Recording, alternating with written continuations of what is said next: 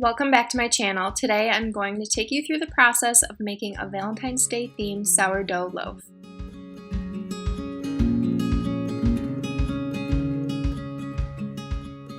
If you're new here, my name's Diana and I am the face behind Diana Marie Home. I started sharing about 5 years ago when we bought our old fixer-upper farmhouse in upstate New York. I like to share about DIY, gardening, and cooking from scratch. So in this video, I am making a loaf of sourdough bread. I'm pulling out my starter, getting it fed to let it sit and get active for a while. I am not super precise when it comes to sourdough. I keep it very, very simple. Now it's later in the day and I'm using that active starter to get going on this loaf of bread. My basic sourdough, I just add some starter, water, and let that mix together a bit. For this loaf, I wanted it to be a Valentine's Day themed loaf and was trying to dye it red. So I bought this organic raspberry powder and mixed that in. In hindsight, I should have mixed it in after adding some flour because I had a hard time incorporating it into the starter water mixture, which you will see here.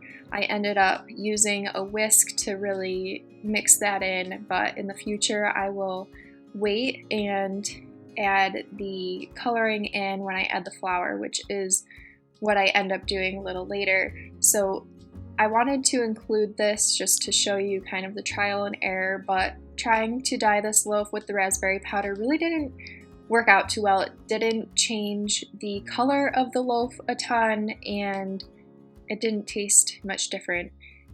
So I will be trying some other things like beet powder in the future to dye the inside of the loaf, but I did end up using that raspberry powder later to create a natural dye for the heart that is on top of the loaf, and that turned out really well, but more on that later. So here I just added the flour and some more raspberry powder, which did mix in a lot better adding it in later like this. So I just let my KitchenAid do all the work, mix it in. Since I do not measure much when I'm doing sourdough, you'll see me here adding some more water in because I just eyeball what I like the consistency of the dough to look like. And so I just keep adding flour and water until I get it there. So after mixing for a while, the dough is where I like it.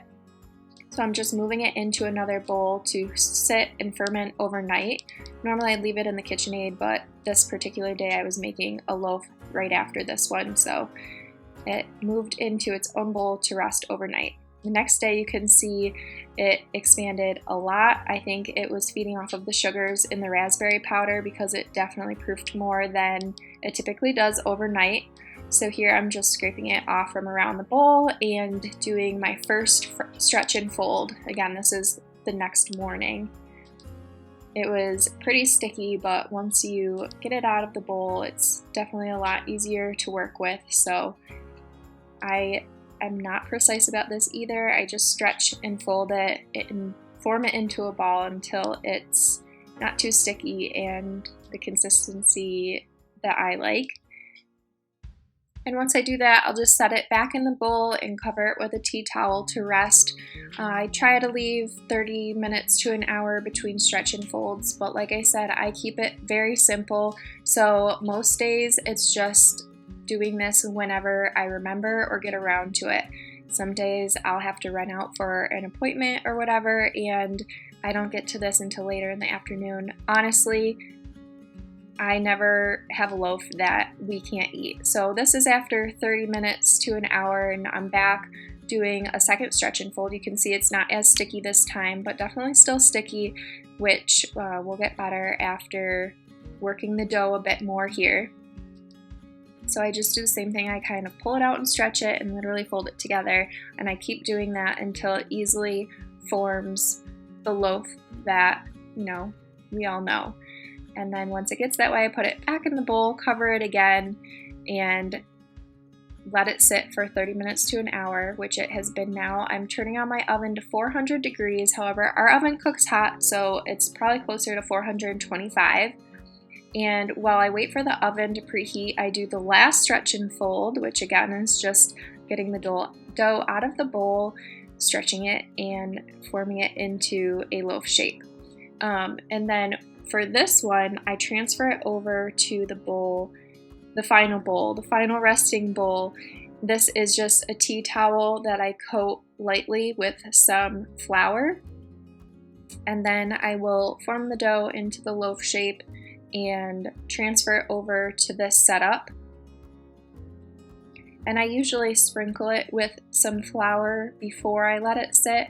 This time I must have forgot because I skipped that step and do it later on, but I do typically do that here so the flour has some time to sit and rest on the loaf. So here I am getting it pretty good into the loaf form, and then I'll just drop it down onto the tea towel, and then I like to kind of close the edges in on each other, which is what I'll be doing right here. If I don't do this step, I find that it kind of expands while it's baking, which is totally fine. It's just this keeps the crust a bit more uniform when we go to cut it. So I'll just cover it, let it sit while the oven preheats. So here the oven has preheated, which takes my oven about 30 minutes. And what I use a Pampered Chef ceramic bowl, and I let that preheat in the oven. So it's hot here, and I just find that this works best for me. And then I just take that dough. See, this is where I'm adding the flour because I realized that I forgot to do it previously. But I'll just flip it into the preheated bowl.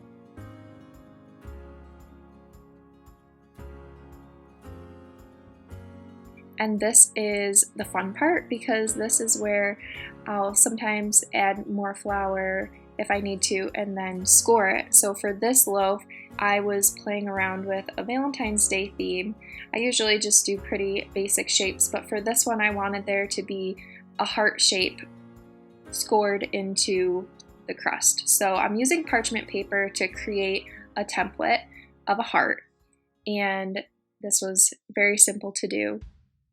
I made my template, put it on the loaf, and then sprinkled some flour around it because I wanted the loaf to be pretty white and then the flour itself to be dyed pinkish red with that raspberry powder. So here I'm just rubbing in the flour around the heart to really make that heart stand out. And this also helped because it made it easy to cut the heart out. I'm not sure the exact term for this cut, but that is the main place. The bread will expand if you don't do that main cut. The bread will just expand anywhere it has a weak point. So this will prevent my heart from getting destroyed while it's baking, and then I just use my scoring tool to cut out the heart shape. This was really simple to do and really fun, and I was honestly surprised at how well this turned out, but we'll see that soon.